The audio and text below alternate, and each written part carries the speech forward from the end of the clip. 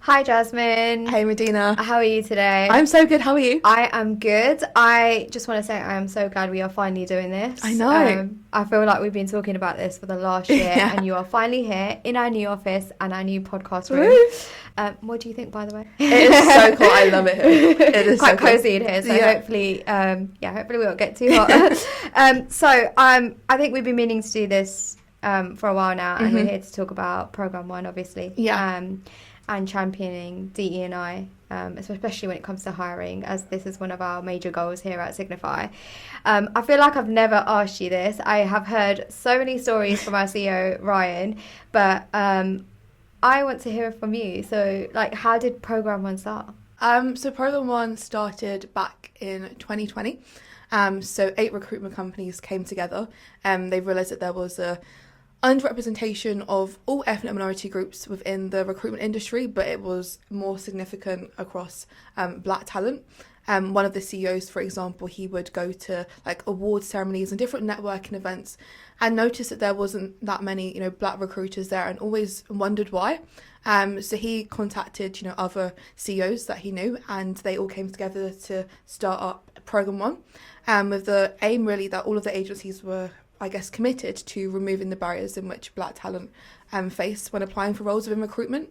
The opportunity of recruitment has always been there, but there's been a lack of awareness of it being a successful career opportunity for black talent. It started back in 2020. We've been active since 2022, bringing in more black talent into the industry. And how do you feel like that's changed over the last few years? Because I know when I started out in one of my previous roles, I'll be honest, D&I was a very new topic to me. And I think since I've come to Signify, it's changed quite a lot. So how would you say that's changed over time at Programme 1? Yeah, I think D&I has definitely become a lot more of a priority within the recruitment industry as a whole. And there are certain events that have happened that have sparked a conversation with a lot of, not just within recruitment, but within the corporate industry. I think here at Programme 1 and how we've developed, we've definitely grown in regards to the partnerships that we've made with our recruitment agencies. We have more recruitment agencies on board. I think year to date, we've supported over 100 black individuals secure roles within the recruitment industry, which is something that I'm definitely, proud of, coming from a black heritage, background and, working in recruitment previously myself. And last year we actually won our first ever award, which was the Best Industry Group Inclusion Advocacy Initiative, which was really nice for us to be recognised amongst other recruitment agencies out there, and just for the work that we've been doing within D&I and trying to give black talent the opportunity to excel within the industry. 100 placements over, you say, 5 years nearly now, right? So that's really, really good, actually. Yeah. What would you say are some of the challenges you're facing today? I think the challenge is, black talent has always been available to us. I think now just trying to look at diversity in our black talent pool. One thing that we've noticed is that there's definitely a gender gap. We definitely see women applying for roles within recruitment. However, there's definitely a skill gap in that interview process, and then being able to articulate their motivations, as well as men during the interview process. And I think just even looking at recruitment as a whole now, if you look at more senior level roles and more board level roles, the industry is still very white male dominated. So I think a challenge is trying to, bring in more women into the recruitment industry and helping them to, progress. Yeah, which is definitely something, a conversational topic here at Signify. Yeah. And I know we recently did a webinar together, which was, I think, went really well. So thank you for having me on the panel for that as well. Thank you. That was one of my first ever experiences, and it was actually such an eye-opener. I think we got thrown some challenging questions towards the end, and it really does make you think, doesn't it? What led you to kind of doing that? I'm assuming a lot of your clients or your partnerships are facing the same challenges that I've spoken to you about, finding women in the industry, but also retaining women in the industry as well. yeah, I think retention is so important, because there's no point, bringing more women into the industry if they're not going to stay. Like, what is the point? I think what led me to wanting to do that webinar is, as you mentioned, like having conversations I've had with you and other agencies. They're not seeing that many women, progressing within the interview stages, and they're not really sure why. I think something that I've noticed is that, I predominantly I think 80% of my pipeline is hiring trainees. And when you're hiring trainees, it's all about them being able to articulate their motivations. And I definitely see a difference in regards to, men being able to be concise and direct when articulating their motivations, whereas with women it's a bit more difficult. So I think being able to have this webinar, being able to sort of educate women on how they can perform well within the recruitment process, I think that was one of the main reasons. I think being a woman myself, wanting to see other women doing well within the industry, I think those were the two main reasons as to why I wanted to have the webinar. Yeah, I absolutely love that, and I agree. And like I said, it's been a topic of conversation here at Signify as well. So we're actually hosting our own Women in Recruitment event later this year. And it's funny because earlier this year in January, it was actually our head of marketing, Morgan, and I sat down and we were just talking about, how challenging it is to find women in general across the industry. And she came up with an idea and she was like, why don't we host a Women in Recruitment event? And I was like, that's something I've always wanted to do. Yeah. I've just not had that support from, I'll be honest, like in some of the businesses I've worked with in the past. And when I knew that, Signify is truly like championing that and they were happy to kind of invest into that event, I was like, let's just go for it.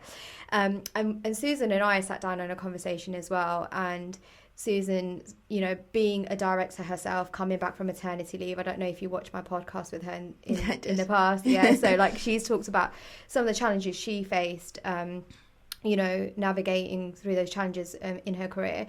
And I'll be honest, when I first came to Signify, I reported into Ryan, and I honestly had some of the best months of my career, working with Ryan.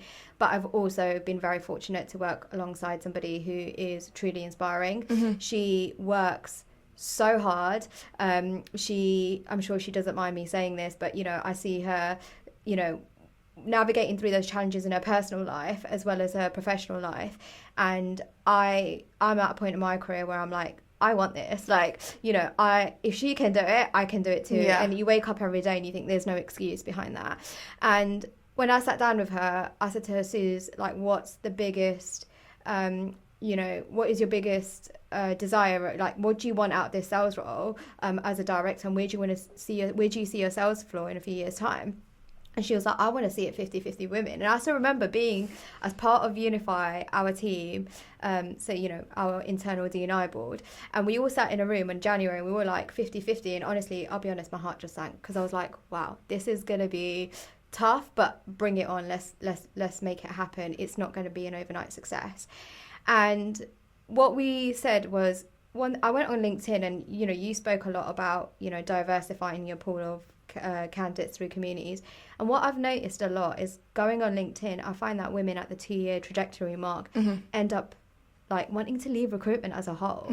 And they're open to work. And I'm like, great, I get so excited. And then I see that, it's open to roles outside of recruitment. Yeah. And would you agree? Like, I think just, I don't know if it's just something I've seen, but 100%, yeah. Me and Suze, and this is probably a theory that we have between us. So yeah, only through what we found. And we wanted to create this safe space this year to bring women in the industry who have pushed past those challenges and actually be able to talk about it. So to be part of what you've done as well in your webinar was really nice to see. I think, it's not, I guess, nice to see in some sense that we're not only ones like going through that challenge, but it's just great to see that, it's something is being necessarily done about it. So, which is really, really good to hear. I think my next question, would be interested to know is, how have you found interviewing processes with your partnerships? Have you felt the need to kind of advise or push change into interviewing processes? Because one thing you just mentioned there as well is like women are not getting past a certain stage in the interviewing process. because that's something we're working on here at Signify as well, to make it a lot more inclusive. Yeah. And I've noticed from my experience, the change has had to be very intentional, like not just relying on platforms like LinkedIn, going out into community groups, partnering with you guys, of course. What has that been through your personal experience? Have you had any partnerships where you've had to kind of know? Yeah, we always like, I think one commitment that we ask from our agencies in terms of, being a part of Program 1 is to widen their talent attraction methods.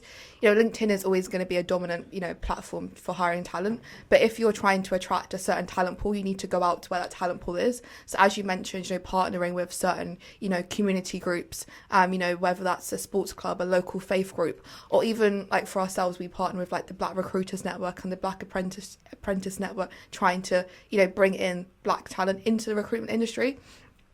I think in terms of like challenges that we faced with some of our partners, it's definitely, a journey. I think one example that I can think of, an agency, they were only looking for, 2-1 graduates who had success within like sports accomplishment. People still do that. Yeah, it's crazy. Like we're in 2025. That's crazy. But they would only look for those individuals who tick those boxes, and they'd have to have gone to like a top 50 university. Now we both know that you don't need a bachelor's degree to do well within recruitment. Yeah. You can come from any background. I think it's more about the motivations and the skills that you have. So we've definitely had some challenging conversations in regards to trying to change their mindset in the way in which they attract talent, because most people nowadays, going to university isn't a career path, isn't an academic path for them. Yeah. There are other ways in which you can, upskill. A lot of people nowadays want to go straight into work, and then going straight into work, they can develop those skills to help them get into recruitment.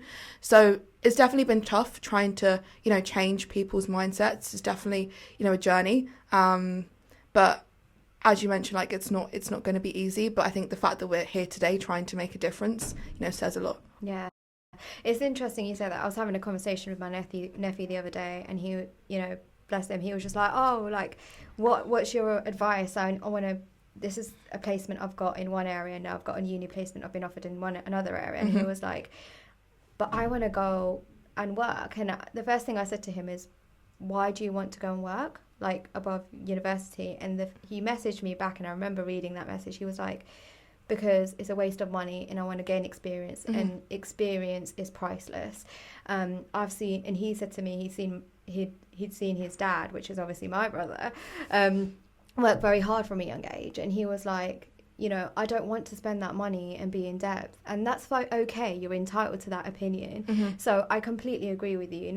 Most of the younger generation now want to go out and have that experience of working, and I did as well. I didn't go to university. I've been working from the age of 16, and I've not like stopped since. I've been working really, really hard, and I think I'm still quite taken back by how a lot of companies are still, I don't know if it's a bias thing, because they're going after that 2-1 degree, they're going after those specific A levels, whatever that might be. Do you think it is because it's what they know, and it's because of what has worked, and they're scared to try, or afraid to try, or a new way of hiring? I think people are definitely scared to try a new way of hiring, but if you do the same thing, you're going to get the same results, right? Yes. I think another thing is that hiring managers can sometimes tend to hire people who are exactly like themselves, just because, they may relate on a similar aspect, whether they studied the same thing at university, or even went to university, or support the same football team, for example. They tend to hire people who are like themselves. And if you want to create like an inclusive environment, you have to bring in different people from different backgrounds in order to create a really sort of like inclusive and I guess growing culture as well. Otherwise everyone's going to have the same mindset. Yeah, it's interesting you say that. I remember speaking to this on this topic about somebody at LinkedIn, and it's really stuck with me with what they've said to me. They said to me, Mads, if you, as obviously the hiring leader at Signify, if you're going to bring in one type of profile which is different, and then two types of profile that are same, that one profile, which is profile A, is always going to be deemed different to your stakeholder. And instantly it's a psychological thing. They're going to be like, oh, it's different. So you're better off bringing 2 types of profile in profile A. And it's like saying, you know, I'm going to put 2 red cards in front of you and I'm going to put a green card in front of you. The green's always going to look different, right? Yeah. And it's because it's not what you're used to know. It's just the way the human brain works. And I think it really stuck with me. And I went away, I bought some profiles and I've worked with some stakeholders. I tried the whole sort of thought process. And it's true. It's, you know, it's tough, to even get that sort of diverse talent through the door, but then also the education part behind that. And you're absolutely right, what you said at the beginning. It's an absolute journey. And it's important to just keep going, like not to kind of give that up at all. It's not, the change isn't going to happen overnight as we know it. But, it's important to take those small steps. And we've actually started, you know, really kind of, what you've said is you're going to get the same results. We started looking at different ways of obviously attracting that talent, because if we're going to go on LinkedIn and look at the same people again and again, nothing's going to change tomorrow. Just because I'm doing it tomorrow or the week after, I'm looking at the same people. I think I had to learn in, not necessarily a hard way, but I have learned that, you know, it's okay to go out and look for change and look at different ways of attracting talent. Do you find, and I'm saying it as a TA, but do you find that most of your partnerships are probably afraid to go out and source differently in different methods as well? Or do you think people are more open to it? I think people are a lot more open. That's good. Now, I think the fact that they're part of Programme 1, you know, means that they are open to changing their talent attraction, you know, methods, and even sort of like changing their hiring processes as well to make sure that they're, you know, more inclusive. We've definitely had to have like some conversation with some agencies, but I think just being open to change is something that is truly gonna, you know, make a difference. I guess the question for you, Madina, like, what are you currently doing at Signify in order to, you know, make your hiring processes, you know, more inclusive? That's a really good question. I think it starts with one-to-one change and like one-to-one coaching with our stakeholders.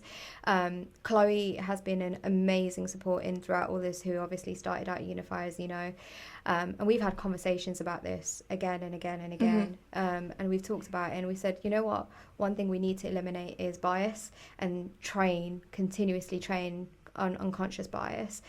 We've even talked about stripping names of CVs and all sorts, like doing blind CVs. I mean, I know that I've had my fair share of pushback in my career on that as well. But, you know, I think sometimes you have to take these measures just to kind of, not necessarily prove a point, but it's just to show that, you know, it sometimes is a bias when you're looking at the same thing. You're going with what you're comfortable with, right? So I think here at Signify, one thing I have to say, it's probably easier because we are owned by an ethnic minority CEO. And I still remember the day I came into this business, or the day I interviewed with Ryan. And one thing I absolutely loved, and what made it easier, was because he championed that throughout to the business. He champions that. It's part of Signify's core values. I remember being sat in my interview with him, in the first 15 minutes of my conversation, he spoke about how important D&I was, and he actually mentioned Programme 1. And that's how I knew it wasn't necessarily, and I hate to say this because I hate using this term, but it wasn't a tick box exercise. He truly meant it to bring it up in the core of the conversation early on in my interview. And he took me through my whole journey, and I think it started with that. So it's not necessarily, I wouldn't say it's difficult to implement that here, but it's just about reminding people again and again and again that, you know, it's not always about retaining, hiring black talent, but or diversity into the business, but also what comes with that is the retention. So I don't know if that kind of answers your question, but it is always, that is continuous training, it's continuous one-to-one reminder and coaching with our stakeholders. I do challenge them sometimes, and that's okay, and it's normal to challenge them, and it can be difficult to challenge as well. Oh my god, yeah. Like I hated the thought of challenging my stakeholders early in my career. I was petrified. I'd wake up with sweaty palms. I would be anxiety. I'd be like, great, they're going to hate me. They're not going to hire from me anymore. And thankfully, I don't feel like that here at Signify. So it does start from the role models in the business. And I have to say that, I'm thankful that, I do work for a business where it's truly in their core values. As you know, you've worked with Signify, and Brian being one of the founders. The other thing I just probably would mention as well is, and I was speaking with my external coach about this, and she challenged me in one of my one-to-one conversations with her, and she said, it's not just about hiring though, is it? It's about retaining, it's about onboarding. And even I forget sometimes, actually onboarding isn't just a 6-month journey, it's a 12-month journey. I know for myself here at Signify, it took me about a good 12 months to settle my feet into the business. That's because I'm running my own show, I'm running my own desk, I'm, planting my own seeds here. And everyone's journey is different, but onboarding does take time. Like, it takes a year of, you've got to think about the partnerships you're building in a business. Those partnerships aren't just going to go from sales consultants, but it's up to your leadership team. Yeah. Building trust, building credit in a business, building that respect, it takes time. So it is a year-long journey, but the question is, how are you supported? And she said to me that she had spoken to a lot of businesses recently that hadn't even given it a thought. And I was like, it surprises me that it takes so much work behind the scenes to obviously bring in that diverse talent. But are we really looking after it? So I think we are making slow changes. I think the progression's been good so far. And we are acting on it, hence why, we are holding this event as well at the end of this year for women in recruitment, because we want to make an active change. And our goal is to, especially from a hiring perspective, mine is to really be consistent now. Yeah. And over time, that consistency will hopefully bring that long-term change. I think consistency is the most important thing. Yeah, exactly. Yeah. What are your sort of plans now with Program 1? So, like, what would you say are your sort of goals for maybe, we're 4 months into this end of the year? It's gone so quick. I know. It's crazy to think. I saw a video earlier this morning. It's like 4 months till 2026, and scary. 2020 was like 6 years ago. Like, this is very scary. Who says time doesn't fly in recruitment? What is it that you want to sort of look back on, and at the end of this year, I think, for your goals as Program 1? Definitely, obviously, want to place more talent across our partner agencies. Like, that's the most important thing. I think a way in which we can do that is, I think, really investing in educating. So I've partnered with a few sort of like colleges and schools, going to them in order to like educate individuals on what recruitment is, because they're the next generation. They're going to be the next recruiters in the next 10 years, well, hopefully anyway. So it's just about making them aware of what recruitment is, and that is another opportunity for them. So definitely, investing more in our external partnerships as well. And the way in which we do that, delivering different types of training, whether that's, introducing them to the world of recruitment, helping them with sort of like CV and interview training. That's definitely something that I personally want to, investing a lot more time of doing as well. Always looking to, increase, our partnerships as well with our partner agencies, increase the number of agencies on board. I think the more agencies that we work with, the more talent that we can, bring into industry as well. And I think just overall, a personal goal for mine is really trying to increase my sort of like understanding and learning of diversity and inclusion as a whole. Because yes, I'm working in the industry, but there's still so much that, I can learn as well. And I want to be that individual to, educate others and almost be like a role model for, I guess, other young black recruiters and I guess other young women out there, potentially looking to get into industry. Yeah, I think you've hit the nail on the head there. I think it's probably the message I'd want to send out is and I don't know if you'd agree because we were having this conversation earlier, but I think it's okay to not know it all. And you don't have to know it all. Sometimes we sit in our meetings in Unify and I'll be like, I'm not sure if it's okay to say this, and that's okay. We're supporting each other, we're educating each other, and that's okay. You don't have to be perfect, but as long as you're willing to learn and want to learn, you're starting somewhere. So what would be the one advice you'd give to someone watching this or listening to this podcast today about, if they're starting on their D&I journey in their company, whether it's a role similar to mine, whether it's a hiring manager or just someone who's truly passionate about the topic? Yeah. I think it's as you mentioned, it's okay to make mistakes, but acknowledging your mistakes. I think being proactive and trying to actually like learn about, you know, D&I and, you know, different underrepresented groups. I think it's also important to challenge people as well. If you notice something that is wrong, you know, challenge somebody on it, because allyship is, you know, so important, and it makes people feel, you know, more comfortable and valued knowing that they have somebody, I guess, in their corner. Yeah. So that's I don't know if that was one piece, probably two pieces of advice, but No, that works. I think you've hit the nail on there about allyship. It's so important, but it needs to come from people who genuinely want to go out and be an ally, right? Yeah. And I think, you know, there's not much of that at the moment, but you know, we talk about it a lot especially in our conversations here at Signify, which is great. But look, I have absolutely loved having you here today. It's been a pleasure. Yeah, honestly, I'm glad we finally did it. But yeah, and hopefully we'll have a lot more to come soon. Yes, definitely. Thank you very much, Madina.